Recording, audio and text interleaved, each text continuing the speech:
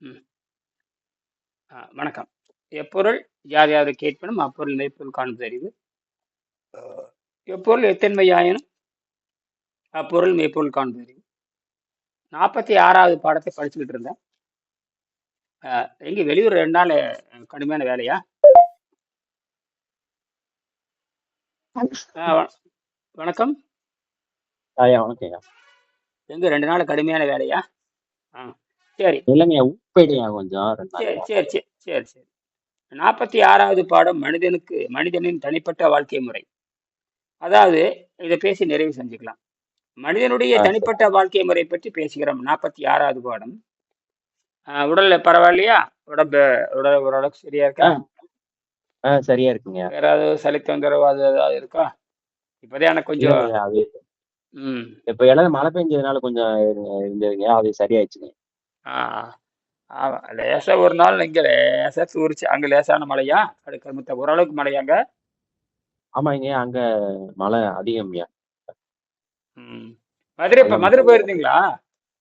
ஆமாங்கய்யா. அங்க ஓரளவுக்கு மழையா? ஆமாங்கய்யா, அங்க மழைங்கய்யா. பரவாயில்ல. ஏன்னா இங்க தமிழ்நாட்டுல ஈரோடு மாவட்டத்துல மழை இல்லை. சரி, அங்க மழைங்க. சரி, நல்லது. சரி, மனிதனுடைய தனிப்பட்ட வாழ்க்கை முறை பற்றி பேசுகின்ற பொழுது திருமூலர் 500 வருடங்கள் வாழ்ந்ததற்கு சரித்திர ஆதாரம் உள்ளது என்று இந்த புத்தகத்தில் வெங்கடேசன் எழுதியிருக்கிறார். இந்த பாபாஜியை பத்தி கேள்விப்பட்டிருப்பீங்க. நிறைய சினிமா நடிகர்களுக்கு பாபாஜி ஒரு குருவாக. சினிமா நடிகங்கிறது ஒரு பெயர் சொன்னால் தெரியுங்கிறது. பாபாஜிங்கிறது இந்த கிரியா யோகத்தினுடைய அடிப்படை ஒரு வாதி. அவர் நீண்ட காலம் வாழ்வதாக நம்பப்படுகிறது. இமயமலையில் நீண்ட காலம் வாழ்கிறார் என்று நம்பப்படுகிறது. இது ஒரு தனிப்பட்ட வாழ்க்கை. இது ஒரு தனிப்பட்ட வாழ்க்கை. இந்த தனிப்பட்ட இமயமலையில் தொடர்ந்து பல நூற்றாண்டுகள் வாழ்ந்து வருவதாக நம்பப்படுகிறது. இன்னைக்கும் பாபாஜி அந்த கிரியா யோகம் அது இருக்கிறார் என்று நம்புகிறார்கள். சிலர் நம்புகிறாங்க. இன்னைக்கு கிரியா யோகம் கூட ஏதோ நடந்தது. திருப்பூர்ல கூட ஏதோ கிரியா யோகம் நடக்க மாட்டேங்குது. ஏதோ பார்த்தேன் நான். அது என்ன கிரியா யோகம் எனக்கு தெரியும். கிரியாங்கிற ஏமாற்று வேலை. ரத்தத்தையும் கிரியோகத்தை ஏதோ வர்ற ஏதோ ஒரு மண்டபமா என்னமா கிரியா யோகம் வந்து 1/2 மணி நேரத்துல கத்து தருவேன் அப்படின்னு சொல்லி இந்த யூடியூப்லாம் சொல்றாங்க. அது போய் அத்தனையுமே. இப்ப கூட அது என்ன 12வது மனை 12வது பண்டாகரத்தார் மனை திருமணம் பண்ணணும்னு சொல்லிட்டு ஏதோ எனக்கு ஒரு விளம்பரம் வந்து நான் பார்த்தேன். எல்லாம் சரியான ஏமாத்து வேலை. அதாவது சாப்பாட்டுறாமனுக்கு. இந்த கிரியா யோக புத்தகத்து இருந்ததுன்னு எடுத்து படிச்சு பாருங்க. கிரியா யோக புத்தகம் நான் வச்சிருக்கேன். ஆங்கிலத்துல வச்சிருக்கேன், தமிழ்ல வச்சிருக்கேன். இந்த கிரியா யோகம் பாத்தீங்கன்னா இதுல இருக்கும் இல்லையா, இந்த பரமஹம்ச யோகானந்தரோட பயோகிராஃபி. ஆமா, ஆட்டோ பயோகிராஃபி. அது தமிழ்லையும் இருக்கு. மணிவாசகர் பதிப்பகத்துல வெளியே போட்டாங்க. நல்ல மொழிபெயர்த்திருக்காங்க. அதுல இந்த கிரியா யோகம் வந்து என்னன்னா, ரத்தத்தில் இருக்கிற கரிமத்தாதுகள் அகற்றி ரத்தத்தில் இருக்கிற கார்பனை அகற்றி பிராண சக்தியை உள்வாங்குகின்ற பயிற்சி தான் கிரியா யோகம் தெளிவா சொல்லியிருப்பான். அப்ப ரத்தத்திற்கு கரிமத்தாதுகளை நீக்கணும்னா கார்போஹைட்ரேட்டை சாப்பிடக்கூடாதுன்னு அர்த்தம். ஆனால் அது யாருக்குமே பொருள் தெரியாது. அந்த புத்தகத்துல இருக்கிற நான் கண்டுபிடிச்சிட்டேன். அதையும் நான் கண்டுபிடிச்சிருக்கேன். இது வரைக்கும் எவனுமே அது சொல்ல மாட்டான். நீங்க எடுத்து படிச்சு பாருங்க. என்னன்னே தெரியாது யாருக்குமே. இந்த கிரியா யோகத்தை அவன் சொல்லியிருக்கான். ரத்தத்தில் இருக்கிற கார்பனை அகற்றணுங்கிறான். எப்படி ரத்தத்தில் எப்படி கார்பன் சேரும்?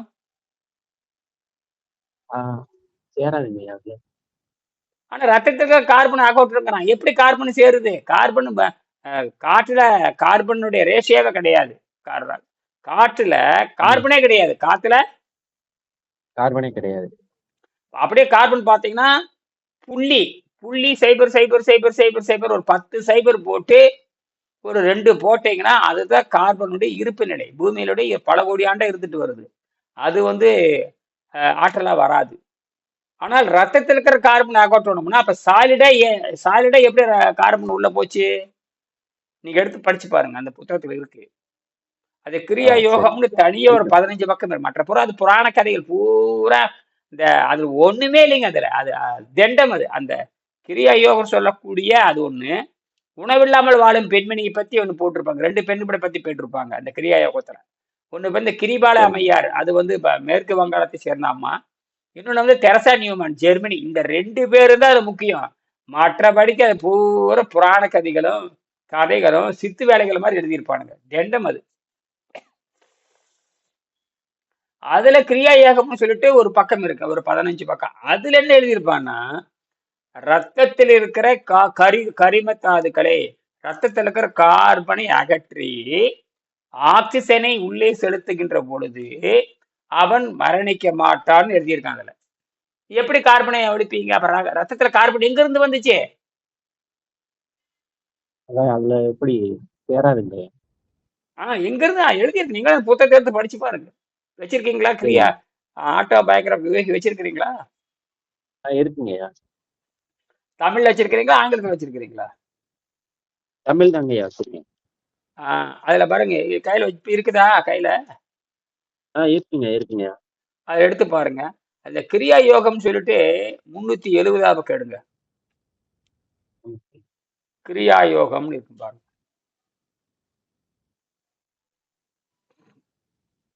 தலைப்பு அனைமே 36வது தலைப்பு, 37வது தலைப்பா இருக்கும் பாருங்க. அதுல பாத்தீங்கன்னா அட்டவணையில பாத்தீங்கன்னா கிரியா யோகம்னு போட்டிருப்பான். அது ஆமாங்க. மணிவாசகர் பெரிய புத்தகம். அதுல 600 பக்கம் 800 பக்கம் இருக்கு. அதை எடுத்து படிச்சு பாருங்க. அதுல என்ன போட்டுப்பான் அந்த சரி. முதல் பக்கத்துல, அந்த கிரியா யோகம் ஒரு 15 பக்கம், அவ்வளவுதான் அந்த விஷயமே. மற்றதெல்லாம் புராண கதைகள், அது பூரா சித்து வேலையெல்லாம் போட்டிருப்பான். அது நமக்கு தேவையில்லை. அவன் போனா வந்தா மறைஞ்சான்னு, அதெல்லாம் தேவையில்லை. அந்த கிரியா யோகத்தை மட்டும் படிங்க. அது சொல்லியிருப்பான். படிச்சீங்கன்னா இப் கிரியா 156ஆம் பக்கத்துலயா? ஆ படிங்க. 356. அந்த கீரை அப்படியே படிச்சுட்டு வாங்க. கிரியாயோகம் என்றால் என்ன? கிரியா யோக விஞ்ஞானம் அத்தியாயம் 26. இப்பக்கங்களில் அடிக்கடி குறிப்பிட்டு வரும் கிரியா யோக விஞ்ஞான முறை நவபாரதத்தின் இன்னும் கொஞ்சம் கீழே இருங்க. இன்னும் கொஞ்சம் கீழே.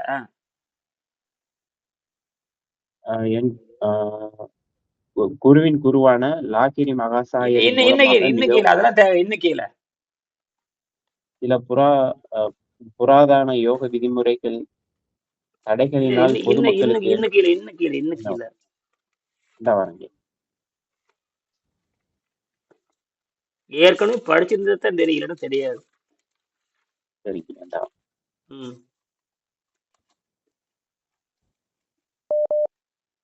கிரியா யோகம் என்பது மனித ரத்தத்தில் உள்ள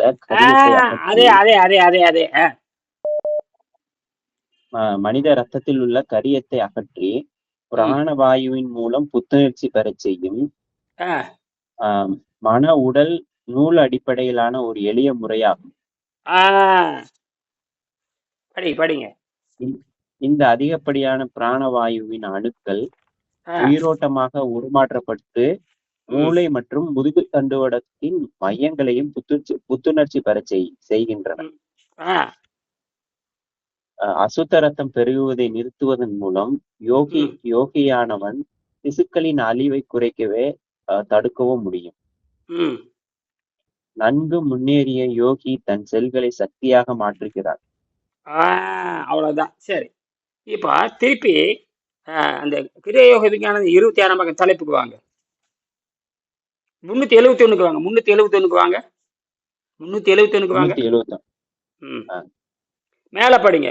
கிரியா யோகம் என்பது, அதை மட்டும் படிங்க. கிரியா யோகம் என்பது மனித ரத்தத்தில் உள்ள கரிம தாதுவை அகற்றி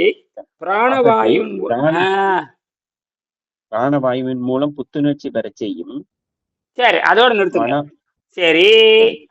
அதுக்கப்புறம் விளக்கம் தேவையில்லை. இந்த ரத்தத்துல கரிம தாது எங்க வந்துச்சு? எப்படி வந்துச்சு? காத்துல கார்பனே இல்ல. காத்துல கார்பன் கிடையாது. அப்படி இருக்க ரத்தத்துல எப்படி வந்துச்சு? பதில் சொல்லுங்க. புத்தகம் வச்சிருக்கீங்களா? பதில் சொல்லுங்க. ஆமாங்கன்னு சொல்றீங்க, பதில் சொல்லுங்க. புத்தகம் கையில வச்சிருக்கீங்களே. அது நம்ம சாப்பிடுற அந்த உணவுல உள்ள சில கார்பன் அது எதுவும் வருங்களா? தெளிவா சொல்லுங்க, சந்தேகமா கேட்காதீங்க. தெரியுமா தெரியாதா? இல்லைங்க, அதாங்க. அப்படி நம்ம ரத்தத்துல வரணும். அப்படி அதாவது கரியம் நம்ம ரத்தத்துல வருதுன்னா அது நாம் உண்ணக்கூடிய உணவுல இருக்கிற கழிவாதாங்க வரணும். இந்த புரியல் உங்களுக்கு எப்ப வந்துச்சு? இப்ப வருதா? இதுக்கு முன்னாடி இருக்குதா? இல்லைங்க இப்பதாங்க தெரியுது அதைத்தான் நீங்க சொல்றேன், சொன்னோன்னு. அதைத்தான் சொல்றேன். இது எவன் சொல்றான்? உலகத்துல எங்கேயும் கிடையாது. ஆமாங்க. இதை போய் நாளைக்கு ஏன்னா போய் நமக்கு கேளுங்க. சரிங்க. எவன்ட்ட வேணா கேட்கலாம். என்ன ரத்தத்தில் இருக்கிற கரிமத்தாதுக்களை அகற்றுதல் என்று சொன்னா ரத்தத்துல எங்கேயே கரிமத்தாது வந்துன்னு கேட்கணும். என்னது? ஆமாங்க. சும்மா எழுதி வச்சிருக்கான் முட்டாளுங்க. எவனாச்சும் கேள்வி ஏன்னா கேட்கறான்னு பாருங்க. ரத்தத்துல கரியம் வருதுன்னா கார்பன் வருதுன்னா அது நம்ம உண்ணக்கூடிய உணவுல இருந்து உள்ள ஆமா, கழிவோட ஆமா, ஒதுக்க. ஆமா. இட்லி, தோசை, பூரி, பொங்கல் தான். பின்ன அது கார்பன்ல தான் ஆனது. அது பேர் கார்பன் ஆமா. அப்படின்னு அர்த்தம். கார்பன்னா உணவு ஆமாங்க. தான். கார்பன்னா உணவு தான். ஆங்கிலத்துல, தமிழ்ல கரியம் என்று சொல்லுவோம். ஆங்கிலத்துல கார்பன் சொல்லுவோம். ரெண்டும் ஒண்ணுதான். ஆமாங்க. கரி, கார்பன் ரெண்டும் தமிழ் எழுத்து தான். கரி, கார்பன் ரெண்டும் ஒண்ணுதான். கார்பன் எங்கே வந்தது? கரி எங்க வந்ததுன்னா திருட்டு பேடுறோம், அதுல இந்த கார்பன் தான். ஆமா. சரி, நிறைவு செஞ்சுக்கலாம். ஆக சரி. அத படிச்சுக்குங்க, அவ்வளவுதான். ஆக நான் நிறைவு செய்ய சரி. போறேன். ஆக இந்த தனி மனிதன் வாழுகின்ற பொழுது நாம மறுபடியும் 46வது பாடத்தை படிக்கிறோம். இதுவே தனிப்பட்ட ஒரு வாழ்க்கை முறை. சரி, எப்படி வாழ்வது? பொறிவாயில் ஐந்தவித்தான் பொய்தீர் ஒழுக்க நெருநின்றார் நீடு வாழ்வார் என்பது திருக்குறள். இந்த குறளில் ஒழுக்க நெறி என்பது பரிணாம வளர்ச்சியை பின்பற்றி வாழ்வது என்று கொள்ள வேண்டும். ஆக பரிணாம வளர்ச்சி என்பது அப்ப அந்த யோகமும் பரிணாம அறிவிலும் சேர்ந்து பசி தாகத்தை விரைந்து அமைதிப்படுத்தி பல லட்ச ஆண்டுக்கு பின்னாட அமைதியாக கூடியதை முன்கூட்டியே ஆற்றலை பெற்று நோய் இல்லாமல் வாழ்கிறோம். இதுதான்.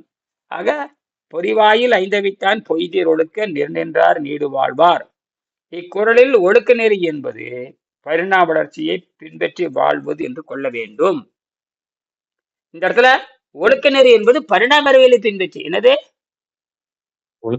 பரிணாம வளர்ச்சி. அது பசிதாகத்தை பசிங்கிற உணர்வு, அது ஒரு மானம் கட்டது. பசிக்கு எந்த வகையான டெபனிஷன் கிடையாது. அது பல லட்சம் ஆண்டுகளாக மனிதனை ஏமாற்றி வருகிறது. மனிதனை ஏமாற்றுகிறது என்று 1904ல ரஷ்ய விஞ்ஞானி டாக்டர் இவான் பாவ்லேவ் உயிரியலுக்கான நோபல் பரிசு பெற்றவர். அவர் நாய்களை வச்சு ஆராய்ச்சி பண்ணி பசி என்பது ஒரு மாயை, அது பல லட்சம் ஆண்டுகளாக தொடர்ந்து வருகிறது, இது மனிதனுக்கும் பொருந்தும். கரெக்ட் தான். இப்ப புரியுதா? புரியுது. ஒரு மனிதன் பசிக்குதுனால பசி அப்படின்னு வந்துட்டா அது ஒரு போலி. ஆனால் பசி என்று வந்துட்டா இவன் என்ன பண்றான்? பலகாரத்தை தான் திங்கிறான். பசின்னு வந்துட்டா பலகாரம் தான் சாப்பிட்டாங்க. பலகாரத்தை சாப்பிட்டு பசி அடக்கிடுவான். ஆனால் உடம்பு கெட்டு போயிரு. இது அவனுக்கு தெரியாது. இது எனக்கும் தெரியாது, வெங்கடேசனுக்கும் தெரியாது, யாருக்குமே தெரியாது. அப்புறம்தான் உடல் வேறு மனம் வேற பிரிச்சாங்க. என்னது? உடல் வேறு மனம் வேறு. அப்ப அங்க மனதிற்கு அங்க வேலை இல்லை. உடலை காப்பாற்றணும்னா மனம் விரும்பதை தடை செய்யணும். மனம் விரும்புறத தடை செய்யும் பொழுது அப்ப சுத்தப்படுத்துற உணவுல வரணும். அப்ப பசி என்பது அது இழுத்து கீழே விடப்பட வேண்டும். அதுதான் அந்த வயிற்றிலிருந்து இறப்பையிலிருந்து இழுத்து பெருங்குடலுக்கு இழுத்து மலக்குடலுக்கு வெளியேற்ற வேண்டும்ங்கிறதா அந்த பரிணாம சித்தாந்தம். அதத்தான் அறிவு சார்ந்த நோன்புன்னு கண்டுபிடிச்சு எழுதினாரு ஜெர்மன் டாக்டர் ஆர்னால்ட் எக்ரெட். அவர் மட்டும் இல்லைன்னா இந்த உணவில்லாமல் வாழும் கலை என்பது கிடையவே கிடையாது. என்னது? அவரும் வெங்கடேசனும் தான் உலகத்தினுடைய ஃபைனல். சரி, முடிச்சுக்கலாம். பனை உணவு பொருள்களில் யாரும் மருந்தடிப்பதில்லை. சாதாரண உணவிலிருந்து மாறி பனை வெல்லம், பனங்கற்கண்டு போன்ற உணவுகளுக்கு மாறி மாறி உடலை சுத்தப்படுத்தி பழகி கொள்ள வேண்டும். இப்படியே செய்ய செய்ய இந்த உடம்பு காமா கதிரை எடுத்து வாழ கற்றுக்கொள்ளும் என்று என்னுடைய கருத்து என்று வெங்கடேசன் பதிவு செய்கிறார். அப்ப காமா கதிரை இப்ப நான் நியூட்ரான்ல வாழ்ற மாதிரி காமா கதிரை பயங்கரமான பவர் உடையது. அது இயற்கையாகவே உயிர்களுக்கு உரம் கொடுக்கக்கூடியது. உயிர்களுக்கு எப்படி பாய வேண்டும் என்று அதற்கு தெரியும். செடிகளுக்கு எப்படி பாய வேண்டும் என்று இயற்கைக்கு தெரியும். உயிர்களுக்கு எப்படி காமா கதிர் பாய வேண்டும் என்று இயற்கைக்கு தெரியும். மனிதனுக்கு எப்படி பாய வேண்டும் என்று இயற்கைக்கு தெரியும். அந்த ஆற்றலைத்தான் நாம் இப்ப எடுத்துக்கிறோம். கூடுதலாக இப்ப நான் கண்டுபிடிச்சது நியூட்ரான், நியூட்ரினோ இதெல்லாம் மனிதனுக்கு பொருந்தும். சரி, பசித்திரு, தனித்திரு, வெடித்திரு என்பது வள்ளலாரினுடைய கருத்தாகும். தனிப்பட்ட மனிதனுக்கு மரணம் இல்லை, மனித சமுதாயத்திற்கு அழிவில்லை என்பது இப்புத்தகத்தினுடைய கருத்து. நமது கல்வி முறை அப்படி தனிப்பட்ட முறையில் ஆசிரியர் மாணவன் சேர்ந்து இந்த ஒழுக்கத்தை கற்றுக்கொண்டால் அவன் நிச்சயமாக 100 ஆண்டு வாழ்ந்து மரணம் அடைய போறான். அவன் எப்படி ஒரு ஒரு பொருளை விரும்புகிறான், ஒரு ஒரு விபச்சாரி ஒருத்தன் விரும்புறான், நேரா பணம் கொடுத்து அவன் அனுபவிச்சுட்டு வர்றான். இது உலகத்துல மனிதன் எப்ப தோன்றானோ அப்போது விபச்சாரம் தோன்றியாச்சு. மனிதன் எப்ப தோன்றானோ அப்பவே விபச்சாரம் தோன்றுது. விபச்சாரம் தோன்றி பல ஆயிரம் ஆண்டுகள் ஆச்சு. அப்ப நினைச்ச பொம்பளையில அனுபவிச்சுட்டு வருவான். அதே மாதிரி ஆம்பளைய பொம்பளைய மாத்திக்கிறது இதெல்லாம் வந்து ஒழுக்கங்கிட்ட செயல்பாடு. அந்த உணவும் அப்படித்தான். நீங்க விபச்சாரம் செய்யற மாதிரி தான். அனுபவிச்சுட்டு நீங்க விட்டுட்டு வந்தீங்கன்னா வம்பு, அனுபவிச்சுட்டு சுத்தப்படுத்திட்டீங்கன்னா விபச்சாரம் போயிடும், தூய்மைப்படுத்திக்கலாம். அப்ப நம்ம ஒரு பலகாரத்தை சாப்பிட்டோம்னா அதை சுத்தப்படுத்தினோம்னா அந்த விபச்சாரத்தை இருந்து தப்பிச்சிடுறீங்க. விபச்சாரத்துல இருந்து தப்பிச்சிடும்.